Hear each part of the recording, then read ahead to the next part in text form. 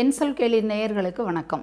நம்ம வரிசையாக எல்லா வீடியோக்கள்லையுமே பாரம்பரியமான உணவு முறைகள், அந்த பழக்க வழக்கங்கள், அடுத்து மூலிகைகள், இதை பற்றி வரிசையாக நம்ம பார்த்துக்கிட்டே வர்றோம். நம்ம உடலுக்கு தேவையான ஆரோக்கியமான மூலிகைகள்லாம் எந்தெந்த காலகட்டத்தில் எதை பயன்படுத்தணும்லாம் பார்த்துக்கிட்டே வர்றோம். இப்போ தூதுவளை பார்த்தது மாதிரி இன்னொரு அற்புதமான ஒரு மூலிகை என்னன்னு கேட்டிங்கன்னா பிரண்டை.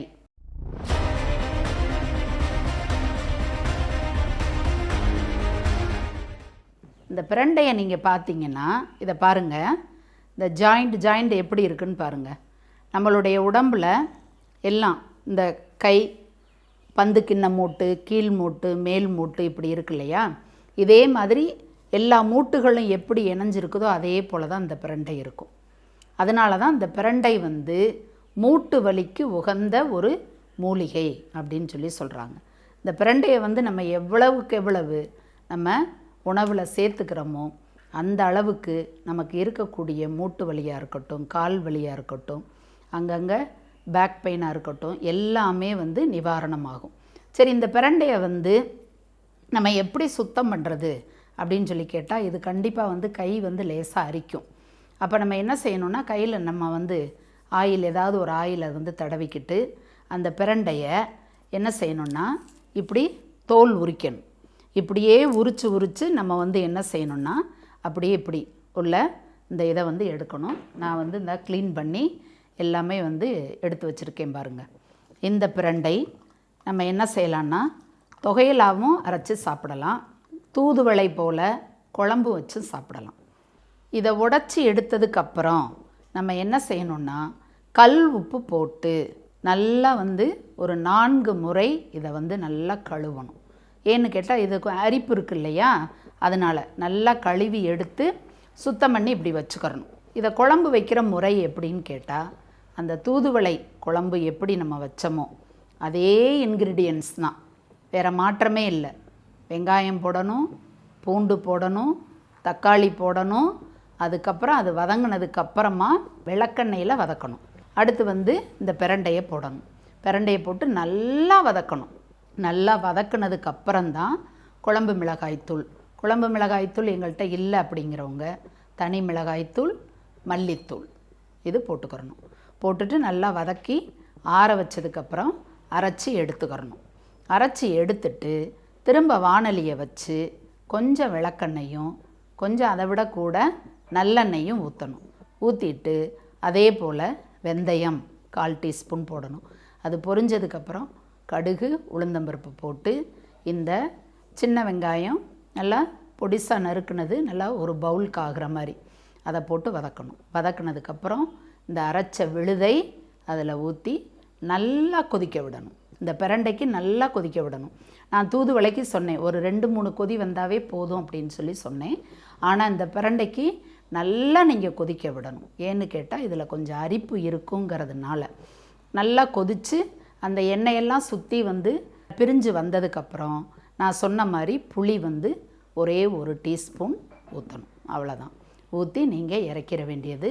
இதை 2 நாளைக்கு வச்சுருந்தாலும் கெட்டு போகாது, 3 நாளைக்கு வச்சுருந்தாலும் கெட்டு போகாது. இதை வச்சு தோசைக்கு தொட்டுக்கலாம், இட்லிக்கு தொட்டுக்கலாம், சப்பாத்திக்கு தொட்டுக்கலாம், சாதத்தில் போட்டு பிசைஞ்சு சாப்பிடலாம். இதில் கொஞ்சம் நீங்கள் சாதத்தில் போட்டு சாப்பிடும் பொழுது கொஞ்சம் நெய் விட்டு சாப்பிட்டு பாருங்கள், சூப்பர், வேறு லெவலில் இருக்கும். நெய் நமக்கு நல்ல கொழுப்பு தான். பசு நெய் நம்ம உடம்புக்கு ஏற்ற நல்ல கொழுப்பு. அதனால் நீங்கள் நெய்யெல்லாம் பயன்படுத்தினா கொழுப்பு அதிகமாயிரும் அப்படிங்கிறதெல்லாம் நீங்கள் நினைக்க வேண்டாம். நெய் நல்ல ஆரோக்கியமான ஒரு நமக்கு நல்ல கொழுப்பு தான். அதனால் நெய் விட்டு சாப்பிட்டு பாருங்கள். தூதுவளை குழம்புக்குமே நீங்கள் நெய் விட்டு சாப்பிட்டு பார்த்தீங்கன்னா டேஸ்ட்டு வேறு லெவலில் இருக்கும். குழந்தைகள்லாம் விரும்பி சாப்பிடுவாங்க. இந்த பிரண்டையெல்லாம் சாதாரணமாக நம்ம இது பண்ணி அவங்களுக்கு கொடுத்தாவோ ஒரு மருந்து மாதிரியோ இதோ கொடுத்தா கண்டிப்பாக அவங்க சாப்பிட மாட்டாங்க. இது மாதிரி நம்ம செஞ்சு கொடுக்கலாம். இதை துவையல் அரைச்சி சாப்பிட்றதுக்கு என்ன செய்யணுன்னா எண்ணெய் ஊற்றி முதல்ல இந்த பிரண்டையை நல்லா வதக்கி எடுத்துக்கிறணும். நல்லா வதக்கணும், அந்த நிறம் மாறுற அளவுக்கு நல்லா வதக்கிடணும். வதக்குனதுக்கப்புறம் கொஞ்சம் தேங்காய், ஒரு 2 சில் தேங்காய், அப்புறம் பொட்டுக்கடலை கொஞ்சம், 2 வெள்ளைப்பூடு, கொஞ்சம் சீரகம், கட்டாயம் நீங்கள் வந்து சீரகம் சேர்க்க வேண்டும். எந்த சட்னி நீங்கள் அரைச்சாலும் நீங்கள் சீரகத்தை ஒரு 1/4 டீஸ்பூன் சேர்த்து அரைச்சி பாருங்கள்.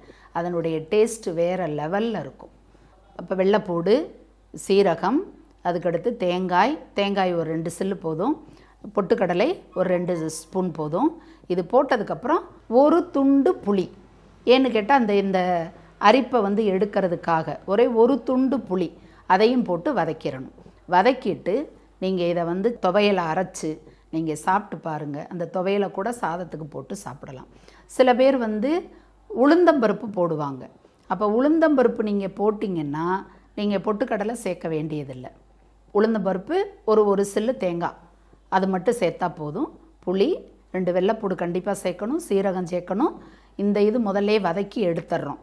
அதுவும் வதங்கினதுக்கப்புறம் லேசாக வதங்கினதுக்கப்புறம் கருவேப்பிலையும் போட்டு வதக்கிட்டு எல்லாத்தையும் மொத்தமாக சேர்த்து கொஞ்சம் கல்லுப்பு போட்டு நீங்கள் கெட்டியாக அரைச்சி எடுத்துருங்க. இது துவையல். ஆக மொத்தத்தில் இந்த பிரண்டையை வாரத்தில் 2 நாள் அல்லது அட்லீஸ்ட் 1 நாளாவது நாம் சேர்த்துக்கிட்டோம்னா கண்டிப்பாக நமக்கு இருக்கக்கூடிய அந்த ஜாயிண்ட்டுக்கு இருக்கக்கூடிய மூட்டு வலியாகட்டும், இடுப்பில் இருக்கிற வலியாகட்டும், அதெல்லாம் வந்து பறந்து போயிடும். அதோட இரவு நேரத்தில் படுக்கும் பொழுது காலில் வந்து நீங்கள் வந்து ஒன்று தேங்காய் எண்ணெய் அல்லது நல்லெண்ணெய் இதை வந்து நீங்கள் அப்ளை பண்ணிடுங்க. டெய்லி மறக்காமல் நீங்கள் அப்ளை பண்ணிட்டு படுங்க. கண்டிப்பாக உங்களுக்கு கால் வலி என்பதே இருக்கவே இருக்காது.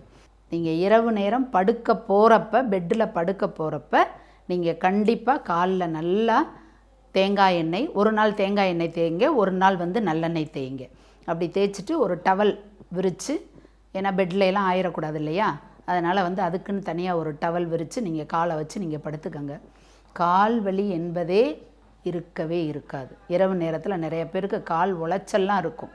அப்போ இந்த பிரண்டையும் சேர்த்துக்கிட்டு நம்ம தினமும் வந்து அந்த நம்மள்கிட்ட இருக்கக்கூடிய அந்த எண்ணெயும் பாதத்தில் நம்ம அப்ளை பண்ணும் பொழுது கண்டிப்பாக நமக்கு கால்வலி என்பதே இருக்கவே இருக்காது. நேயர்கள் இதை பூரா நீங்கள் நல்ல முறையில் பயன்படுத்தி பயனடைங்க. சப்ஸ்கிரைப் பண்ணுங்கள், லைக் பண்ணுங்கள், ஷேர் பண்ணுங்கள்.